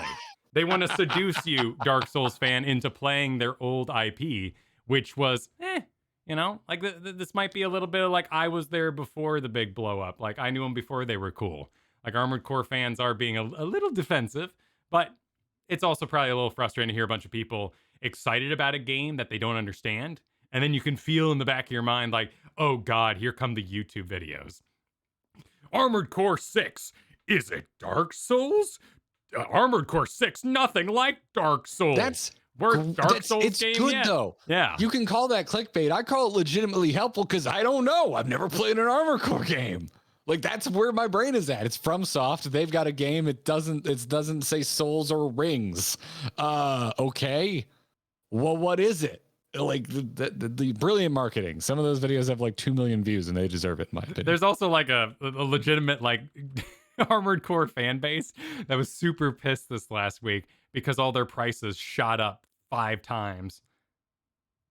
Oh, for the old Armored Core games? Yeah, because everyone's like well, trying welcome to out of print video games. Yeah. This is how this goes. But it's all, it's also, it's a little sad too, right? Because like they're just trying to enjoy their casual fandom, and here comes all the Dark Souls fans buying up all the products. Think it's going to be their favorite thing on the planet. That's a realm I would love to travel into at some point. Is understanding the economics of old games, because I understand it for cars. I love watching the prices of cars because eventually there's a floor. They will hit it, and then that car will start going up. Like you missed it if you want a 350Z, Kyle. It hit the floor, and it's going up now. It's going up now. Ah, that's rough. Here, I'm gonna put up some Armored Core 5 gameplay here. It's old. It's old. It's old. Yeah. It's like a game I would have played back in the day. I'm surprised this missed me. Yeah, I mean, I really enjoyed the Mech Assaults. I haven't enjoyed the turn-based ones. To my disappointment, there's really no kaiju in a Armored Core, so you're going to be fighting nothing but other robots. Probably a lot of tanks, and then your boss is another robot, kind of a Gundam sort of style thing. My understanding is it's extremely technical. It's very loadout heavy, and that's why that's kind of the crux of the game. But it could have a really good exchange, particularly with what I enjoy, that specking. Your XCOM moments, right? Like as you go back to your shop and you say, "Oh man, do I want a pulse rifle or do I need energy cores?" And then you load out your thing and you end up trading out your helmet because it gives you slightly better targeting and increases your accuracy. And yeah. Like all that I could be really, really into. Story-wise, personally, I would love some kaijus. I want to battle monsters, or at the very least, insane people, which could happen. There could be insane people in the other robots, but I really like when robots become infested with organics. I like robot versus organic storylines. I like the Zerg. So you want a bunch of shit that's not in this game and never will be. No. My initial I just want to be clear. Yeah. You don't want this game. I might, but I don't know enough about it. And this old gameplay reminds me of things I have enjoyed in the past, like the Robotech game. I think was really solid. I really, really wanted that one back in the day where you had like the full-blown like feet pedals and the arm things, and it was like $200, and you had to hit eject in order to save your save. Otherwise, you died and it deleted its file, which we now know as an Iron Man mode. But I thought that stuff was really, really cool. Steel Battalion, was that it? Yeah, Steel Battalion. I remember seeing that. Stuff advertised, and I always wanted a Gundam game like that because I was a big Gundam Wing nerd. Yeah. I love Gundam cockpits. This could be cute. I also really like Virtual On. So if they do lock on extended, enemy combat, and let's see if we can find a boss battle in this video. But right now it's kind of open worldy. It reminds me of Prototype. Go around a city, find the things, and shoot them. Infamous might be more your flavor out there. Okay. All right. Well, it's on the radar. Like you do. Oh, did you see we missed it when we went through the video game awards. Did you see Idris Elba being a part of Cyberpunk? No. Yeah. School finals started and I didn't get another inch into Cyberpunk. So when I heard them talking about a patch announcement, I was like, I don't want to know because I'm going to actually play this game. Oh, I'm sorry. But no. Hit me. Idris Elba was in. But this was. Are we getting back to the cast and like notable cast in games? I guess Cyberpunk already had it because he had Keanu Reeves. Yeah, it's already on brand for them. I'm thinking about that weird mad. Who was it? Miami Money, whatever that thing was, where they brought out Joey from Joey Snakebite from. Joey Snakebite. What was his name? Breakfast. No, Michael Madsen. Something about breakfast. What was his line about breakfast? Wake up and smell the bacon? I don't remember. All I know is it was very weird. They rolled out Michael Madsen on the stage, and the whole game has like a cast of vaguely recognizable actors. I voted. Chad needs to help me. Something about bacon. Something about smelling the breakfast. In Kill Bill Volume 2. Who cares? Before he shot her with salt, which sounds like it would suck. Yeah, the crime game. Whatever that thing was. Yeah, like not Grand Theft Auto is all I can think of. It was like the Crime Expendables. Wakey, eggs and bakey. Thank you. Oh my word. That was gonna bother me. I'm so glad that we spun our wheels on that. Yeah, Danny Glover, they're doing the Like they're doing. So there's some famous actors, and then there's some that are vaguely famous. And Yeah. I'm sorry, Madsen, I would put you in vaguely famous, but Danny Glover, legitimately famous. Danny Trejo, famous in my circles. I love Danny Trejo. And Michael Rooker, who is just one of my favorite character actors ever. But it's such a weird looking. They just aped the Grand Theft Auto style for the art. It's like they're not even trying to hide it. I wonder if they had an AI do this. Well, did you hear about the High on Life art? That new Justin Roiland game? Yeah, the Rick and Morty kind of producer. There's a lot of conversation basically being had about whether or not it's annoying. I think if you like the comedy style, you'll probably enjoy it, and if not, it's probably not for you. Yeah, I like Giant Bomb. I like what's the other podcast? Nextlander. I like those shows a lot, those podcasts, and a lot of folks on there that thought they were going to hate it are actually like, it's actually kind of fun. So I might check out High on Life. It's on Game Pass. Oh, is it? Yeah, so just go for it, right? Whoa, shit! I'll go install it right after this. In that case, cool. I will let you know on what I think about High on Life. But I think it looks fine. But what about the art? What does that have to do with the art? You know, when you're like going through Rapture or any of these cities, and there's like movie posters around and stuff, and like art on the walls. Yeah, they did all their art in High on Life with Midjourney. I think it's called Midjourn, the AI art program. Midjourney is an AI. Yeah. So all the poster art on the walls is done by AI. And a lot of the art you'll see in the game is done by AI. Oh, so it played. That's unfortunate. Yeah, it came out right at the height of like Twitter's anti-AI kind of tirade there. Oh, that's unfortunate. Yeah, that's unfortunate. If you could have one of these and you feed your own art into it and keep it insular, and then tell it, "Hey, go," all for it. Oh, sure. But when you're pulling from other people's art that may or may not have even known that their shit was being stolen for an AI, that's when I'm like, fuck this. This is theft. That's the weird part, right? Like, let's feed it all the Disney art we can, and it's illegal, but you steal everybody's, DeviantArt account, and we're all fine with this. It gets muddy real quick. I think there's potentially some really cool shit that can be done with AI. Like, I'm not like inherently against it, but I think like this shit needs to be like locked down and like centralized. It should not be a thing. It should not just be a big dump for every creative piece ever made. Well, and I was planning like some D&D monsters the other day, so I went into one of these AI arts and I entered Sea Hemoth and Lanviathan, because it was a little play on words, and it spat out like a fish bird bear horse thing, and it looked great. And I was like, oh, sick, this is perfect for my D&D game. Now I don't have to draw. Like, perfectly innocent use of it vomiting out this huge pile, and your brain can go, oh, yeah, that's great. Yeah. Is the stream down? Just briefly, a hiccup there. Oh, okay. Cool. It's our connection with YouTube. YouTube's having a tough time. We back. Yeah, the AI thing is oh boy. So they did that. That's basically what's going on there. Okay, gross. Is my response to that. Yeah, no, I haven't really made an opinion because I'm very much on the side of it, and I still debate with myself when it's 9:30 at night and I had to run out to get supplies for the kids, and I don't have to deal with a real person. I can check out with a little machine, and I like that. But I also understand the villainy and the situation of modern takeover. I don't mind the little machine, but you better not stop me to check my friggin' receipt on the way out the door, because you're too cheap to hire enough people to run a register. Replace it with a robot. It scans your pockets. I have sped walk many times. Just be like, sorry, I paid for it. Go deal with it. Talk to your manager. I do the two fingers. I act like I'm holding a Yu-Gi-Oh card on my way out, like kind of over the shoulder, like, here you see, and I'm on my way. You can call the police if you want to escalate this, but I am annoyed. Bye. That was the majority of the video game award stuff. Baldur's Gate 3 had a really, really nice mimic in it, but they're putting some old Baldur's Gate characters in there, which may stifle that environment for me as a non-previous fan of Baldur's Gate.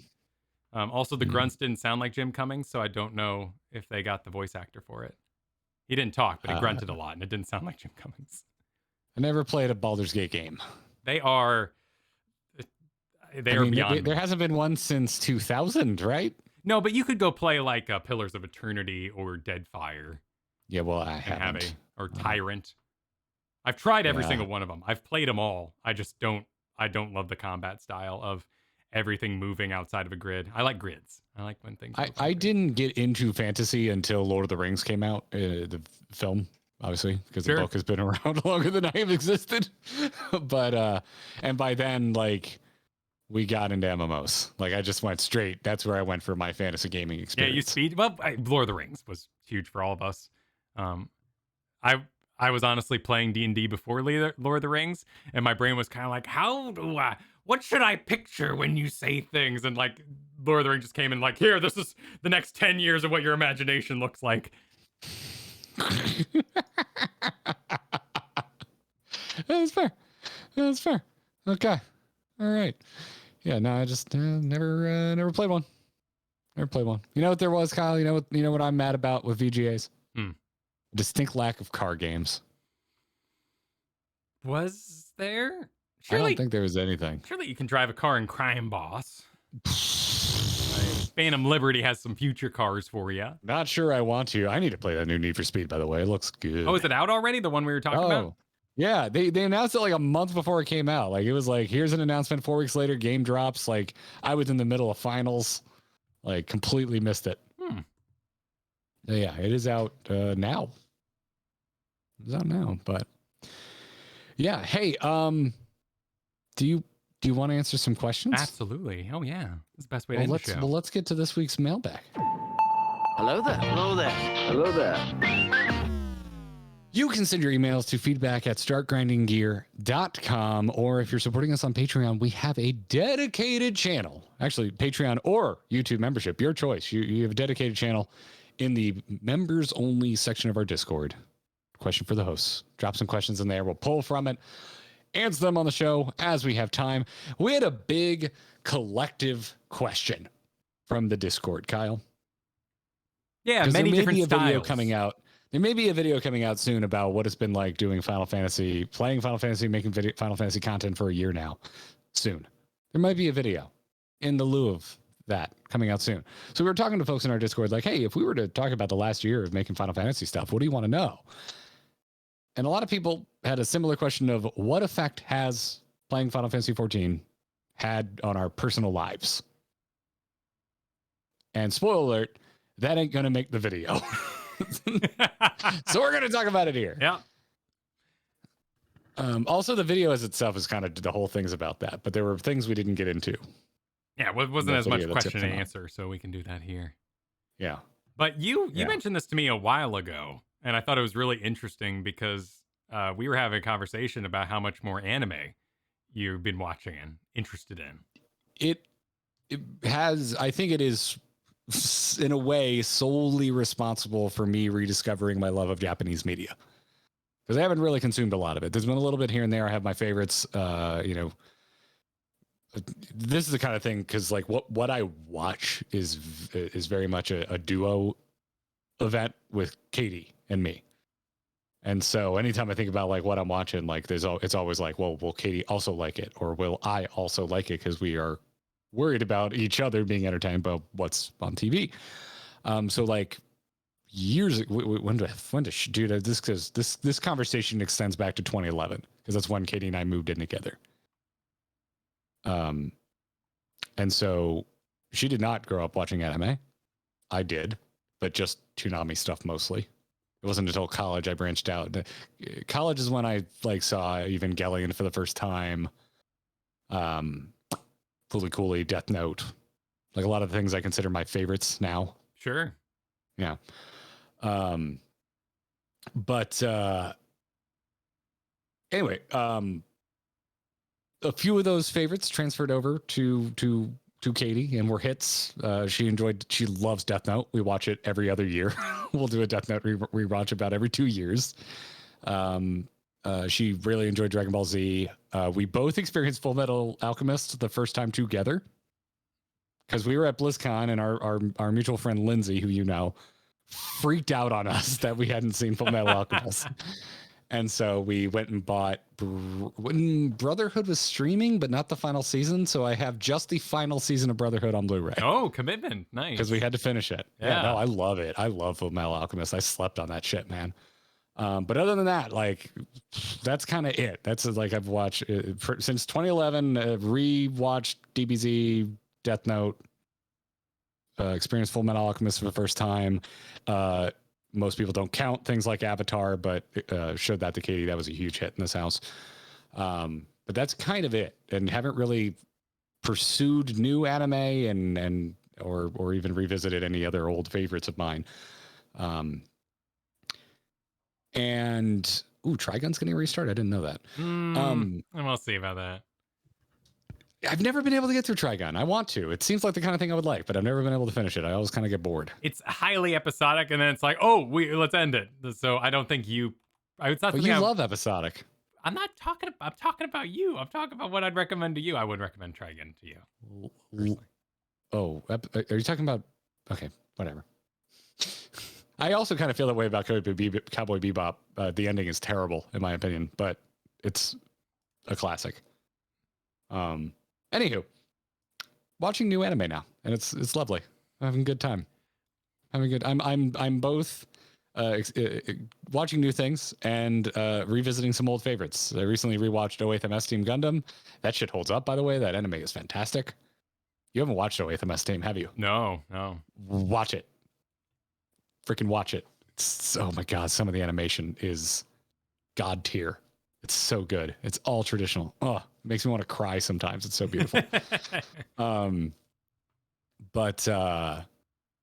I just started rewatching Outlaw Star, but Cyberpunk 2077 Edge Runners was a big part of this because we both enjoyed it.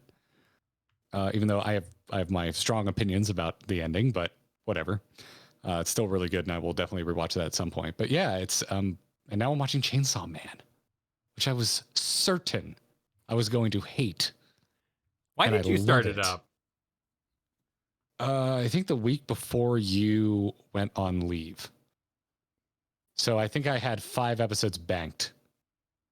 And I think we watched the first 2 episodes in a sitting, which is a good sign that we went on to episode 2. Yeah.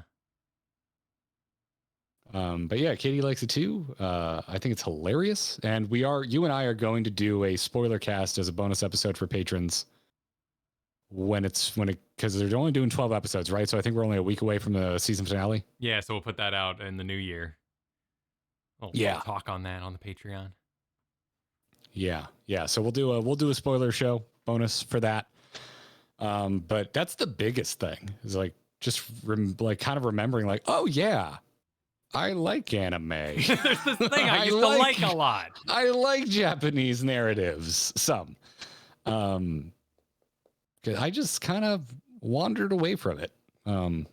Like Katie could kind of take or leave it. She had some favorites, but there's so much of it. I find it very difficult to find new anime because and that's part of the reason. We'll get into it when we talk about Chainsaw Man, but I like that. It just kind of just gets to the point. It doesn't over-explain itself. It feels like a game that doesn't have a tutorial, and I kind of love it. It's just like, yeah, there's devils and there's devil hunters. You understand fiction. We're not going to baby you. Go. I'm a really big fan of everything that happened in the last episode.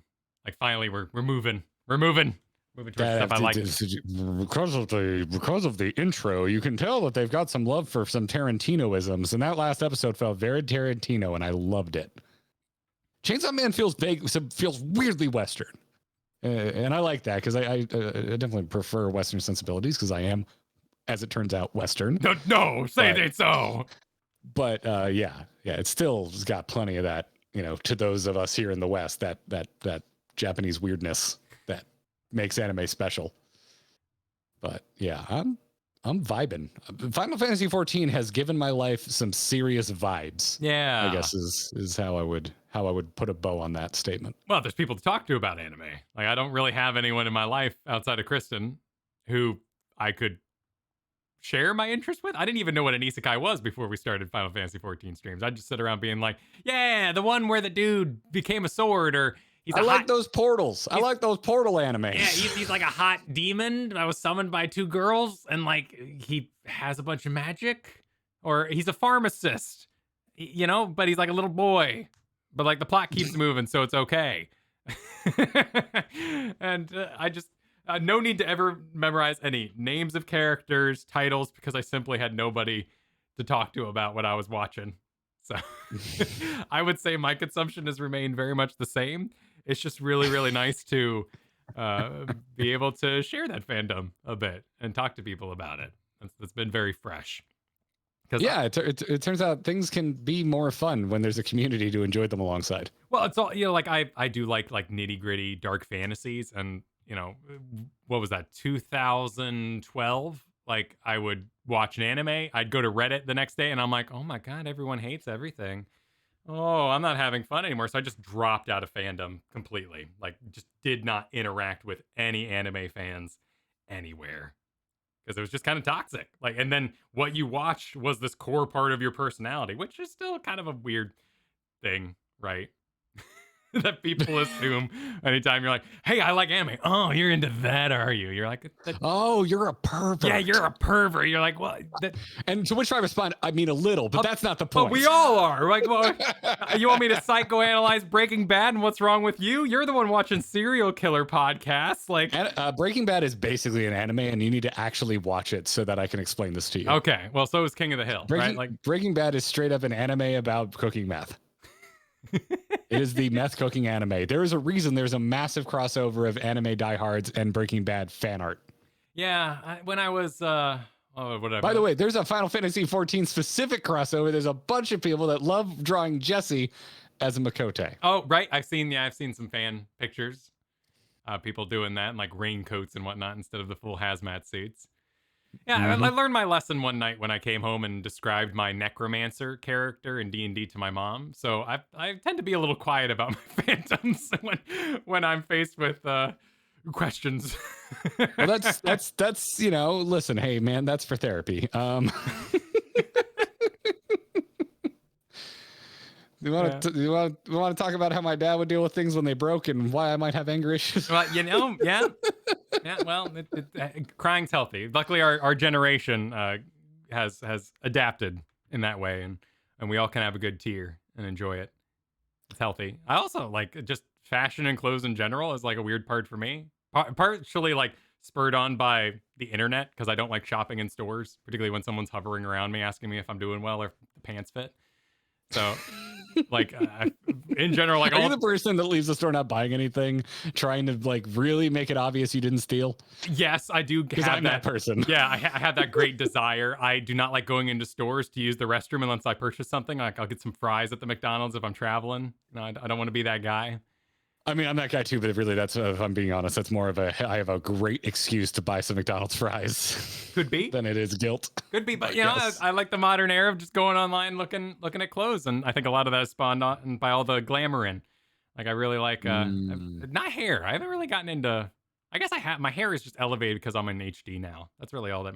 I don't. Your hair has gotten infinitely better looking since you started doing YouTube. Yeah, that's just because I'm in HD, and you know. You had good hair before. You just didn't do anything with it. No, I just but now you style it every day, and you still.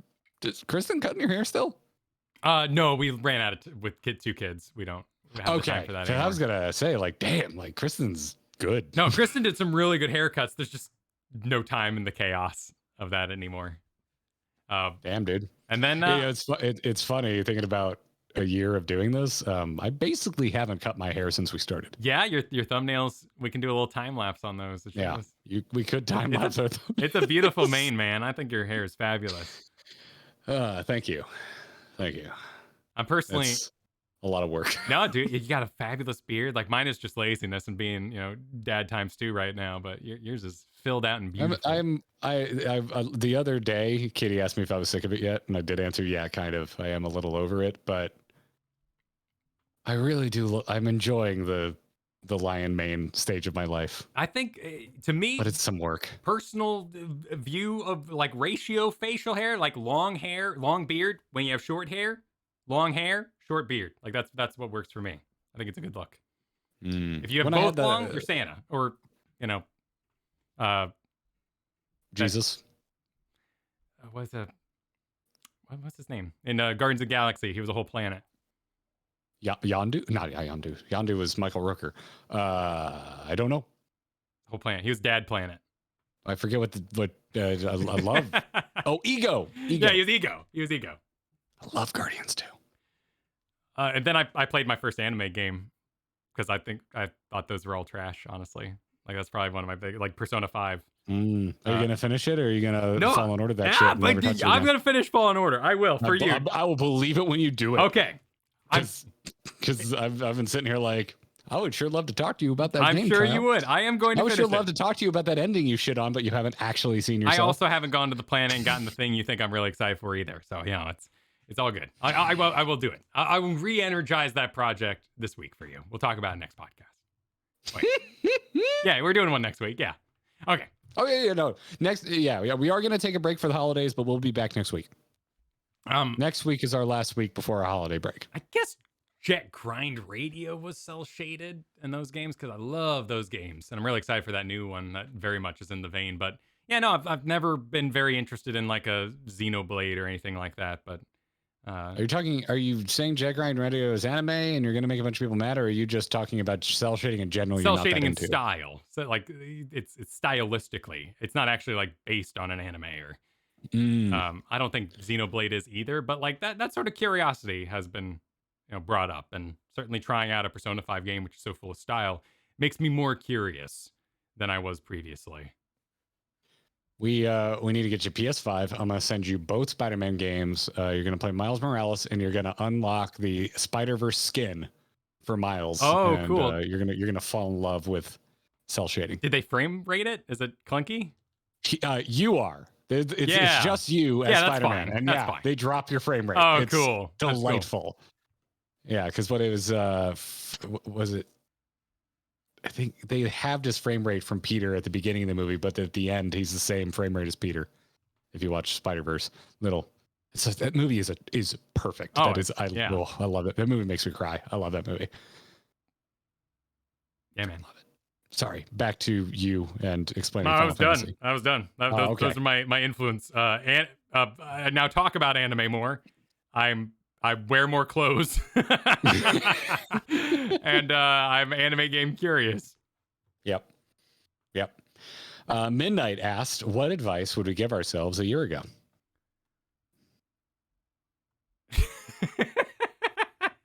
Actually, I'm not sure I would do much different. Just don't talk about Minfilia. Just don't bring her up. Just leave it alone. Just never make theories about Minfilia. Just leave it alone. Don't bring it up. Yeah. Don't bring up Minfilia. Don't bring up Minfilia ever. It's off topic. Never bring up Jinx. Yeah. That's what we learned. We never get fun comments when we bring up Minfilia. It's always, no, you don't understand. It's like, understand, it's my interpretation. Yes. I'm allowed this. I can internalize shit however I want. It's exhausting. Thancred stands. I'm done. I don't care anymore.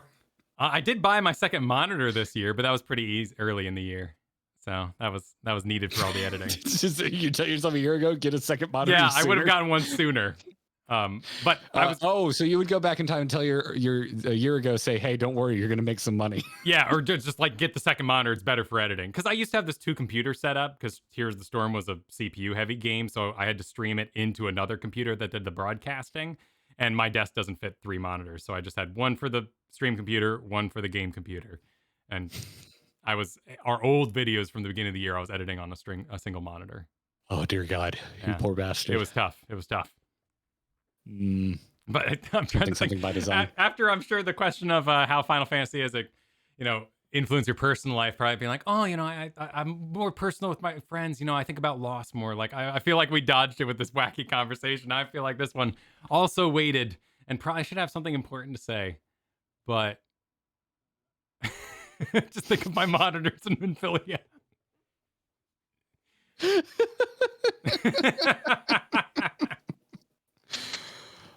Yeah. I mean, at the very beginning, I would have just said start streaming immediately. The only thing I would do different is stream Realm Reborn. I wouldn't. I like my through line a lot. That's fair. Realm Reborn is a little boring, and I may have been a grump, and people may have hated me if I started with that. Yeah, because I streamed on Twitch, my old Twitch channel, some A Realm Reborn, and the the weight in the room was a little intense. Like, you know, you meet a character and the in the room was kind of like, what? I'm not invested yet. Like now it's different. If someone walks in the room and everyone's like, I love, you know, if Runar appears and everyone's like, oh, I love this guy. You're like, yeah, everyone we meet, let's see what happens. Like there's a very accepting. Yeah, that kind of thing doesn't really tip me off anymore because like there's like at least a fan club of at least 30 people for literally every character in the game. Yeah. So it doesn't really spoil anything for me. Stuff like memeing about Lahi at a time is like that kind of technically spoils it for me, but yeah, like it's music, so it doesn't bother me that much. Yeah. No, I'm glad I got to do a Realm Reborn like in the comfort of my own home, you know, really, really relaxed and become invested in the world in a very organic way. I'm with Dawn of Metal. I hate Runar. No touch of Y'shtola. All right, there we go. Yep. Your fandom may vary and the interactions may cause you different emotions. Yeah, but developing that is correct. Yeah, developing that sense of self, like that we started the Final Fantasy videos outside the community, and now we have our own jokes that we make about the game, right? It would be weird to me to make a bunch of Final Fantasy videos that are the jokes from the community over and over again, because then we're just presenting what they already know. Right? I mean, we literally did just do a opening 2-minute Lahi joke. But we were actually like passionate about that because there were times when Lahi cranked to 11 and you're like, why? That was calm tragic. Down. People are in peril. Stop. Jesus. Yeah. So sometimes we share jokes. Sometimes we share jokes. Yes. And that's the kind of thing too, where it's like I don't know. I feel good when we have stuff like that that's kind of making fun of it, but it's not mean-spirited. Yeah, I guess like I like finding that balance because I have a critical mind. I always have, and I don't mean to dump on things, but it's just the way my brain works. Like, so finding a way to make that fun, to get the point across that like maybe this overstayed its welcome a little bit without making it sound like it ruined my day, because it almost never does. I love finding that. I love finding those balances. I love when we can make critique entertaining. Agreed. Yeah. Okay. Well, we were talking recently on the shows, on the streams about like cinema sins. Like some of those things are just going too hard these days. And it's and I don't really blame cinema sins so much as I blame consumers of cinema sins. Right. As like, well, there's one thing doesn't add up to the burger bar, so it's a bad. I'm just like, just enjoy the movie, just watch the movie. One plot hole doesn't ruin the whole movie. You could take Indiana Jones out of Raiders and the Nazis still would have died. It's a great movie. Yeah, it's true. Yeah, Belloc would have taken it to perform the ritual. They still would have opened the ark and they still would have all died. Yeah. Anyway, it's I don't mean to keep harping on cinema sins because it's a genius premise that is infinitely repeatable, and that's all you ever really want to find as a YouTuber. Repeatable, attainable content. Well, thank you for the questions, everybody. Keep coming. Feedback at startgrindinggear.com. I'm gonna be thinking about that one a lot. We will be back next week. Next week, we've got a full week of content prepared for you before we go on a little bit of a winter break. And we'll have dates next week. Don't worry. We'll let you know exactly how long we'll be gone, when we'll be back. It's not too long. No. Holidays prime. I'm holding back a burp. Oh, oof. I've been obsessed with crab chips lately, so that tastes like Old Bay. Oh, they don't have crab in them. It's just Old Bay seasoning. Just Old Bay seasoning. Okay. Yeah. Okay. Yeah. Anywho, if you would like to support us, that was louder than intended. Oh my God! Oh, excuse me. That was loud as That was shit. rocking. Adjusting. Wow. There we go. When's Jesse Cox coming on? To be determined. There are emails being exchanged. Thank you to our wonderful patrons who support us and help me buy crab chips. You can support what we do at supportourbromance.com. It'll take you directly to our Patreon. And I want to thank our most recent patron, Eric J. Thank you so much, Eric, for signing up. And thank you to all of our current patrons. Really appreciate you sticking out through the holiday season. We know stuff gets tight here, and it means the world to us that you decide to support us during an expensive time of year for us capitalists over here in the U.S. And there's a very special level of patrons that we thank each and every episode, and that is our legendary level backers. So thank you very much, Sean B., Mike R., Stephen J., Wayra E., Das, Cheesy Bob, and Sean with an EAB. Thank you so much. Thank you for the support. Find out more info on how you can support us at supportourbromance.com. Other than that, you can find us on Twitter. I'm on Twitter at Garrett Art. Kyle is at Kyle Ferguson. And we have a joint account at Garrett and Kyle, where we do show updates and lately a lot of YouTube clips. So go check that out. If you want to know why Kyle thinks Nidhogg is the most virile of dragons, we got a clip on the Twitter about that. But that's going to wrap it up for this episode of the Grinding Gear podcast. Until next time, good luck, Chris Metzen. Take care, Chris Metzen.